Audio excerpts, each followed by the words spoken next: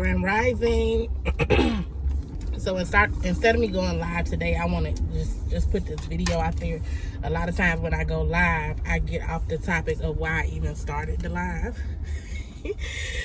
Because, you know, I just be vibing and then people be commenting and then we get off on things or whatever. So anyway, as far as today, what I want to talk about, and I hope that I don't make this video too long because sometimes I can just get to talking and forget the time. But anyway, this morning I've been thinking about this for a long time. People are continually saying things like younger people are leaving the church. The pews ain't full like they used to be, and I say this a lot too. I used to say this a lot. The pews are, I don't think, ever going to be full again, because of the shift that has happened and the requirement that we present God to people in truth, and in a way that people can comprehend. If we look back in history, in religion, I'm so thankful I took a religion class in one of my college courses. If we look back at the history of religion has continually changed forms over time. It's not stayed the same. Terminology has changed, and in my opinion, it's always been the same God, but the God was shifting according to the needs of the people, because God is fluid and that's what God does. So if you look back at history, you'll see that it continually changes, and I think that we're in a place right now where how God needs to look to people has changed from people sitting in the pews. And then and at the time when I first realized this, I didn't realize that COVID was going to literally take people out of the pews as well.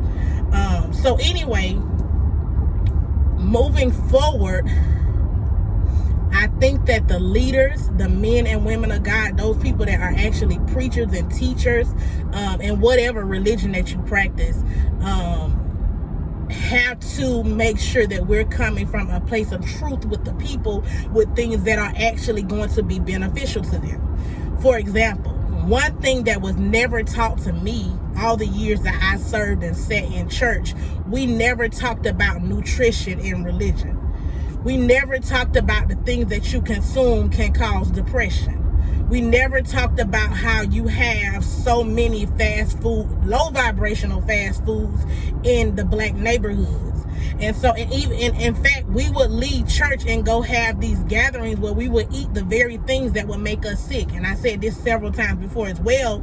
We'll eat the very things that'll make us sick after church, and then stand up in the prayer line, or if you can stand up, you'll be in the prayer line praying about high blood pressure and diabetes and cancer and all these other sicknesses, but we eating and consuming the very same things that are keeping us down and bound.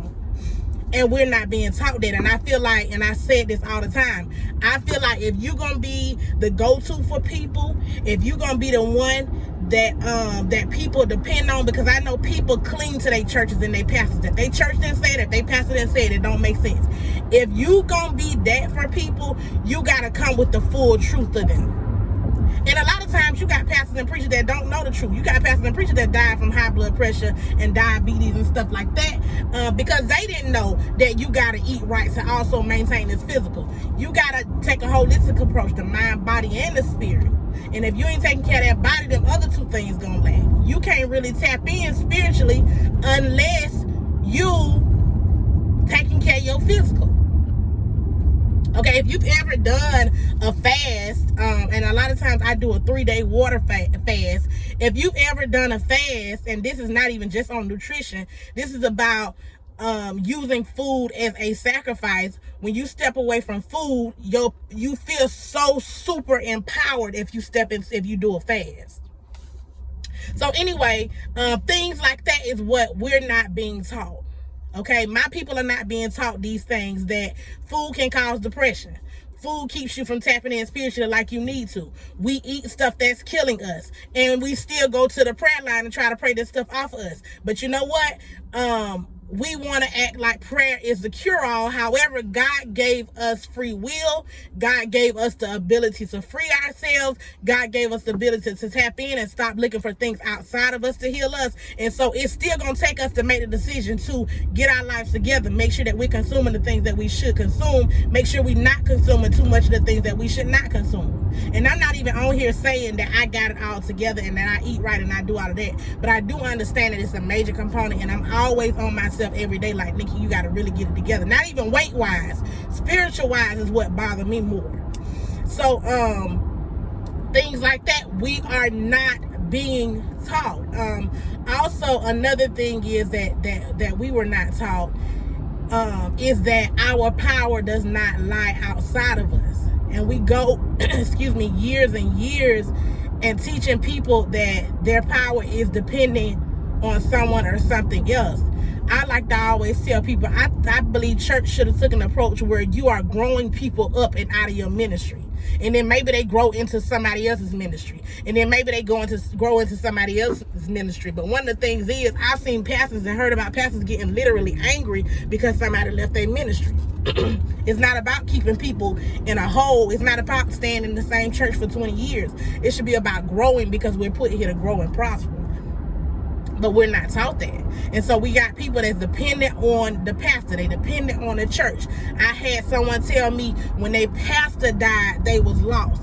Pastor, why didn't you leave your people with the tools and the necessities to get through if you ever were to leave? There again, we're taught that the power lies outside of you. And so when I teach people, I want to make sure that I teach and I tell them, don't become dependent on nothing I say. Do the work yourself. Tap in yourself. Apply the tools and the things that I'm teaching you. However, tap in for yourself. Because this thing happens within. I think that the world is coming to a place where people are starting to see that what I was taught, there's something missing. Like it felt good. You know, I catch the Holy Ghost. They saying things that resonate. However, it's something missing. And the component that's missing is you not tapping into yourself, because that's where God speaks to you, within yourself. So my point is, there has been a shift as to how we are approaching God and how God is forming in front of us. However, if we're so stuck in the past of the things that we were taught, if we're not grasping these basic concepts that are coming straight to us, like eat right because it matters concerning your spirit, then we are going to miss the shift. Okay, and I just want to add, and it's okay to believe what you believe. However, recognize when something is missing. Recognize when something is like, that ain't really adding up. And we so taught that when we feel something don't add up, we just say, okay, we'll understand when I get to heaven. No. You need to figure out what's missing now so you can live a full life. So this video is up to 8 minutes. I'm going to go ahead and end it. Peace and blessings to you. Happy Wednesday. I hope that this video resonates for somebody. I hope that it makes somebody dive a little bit deeper and ask a few more questions.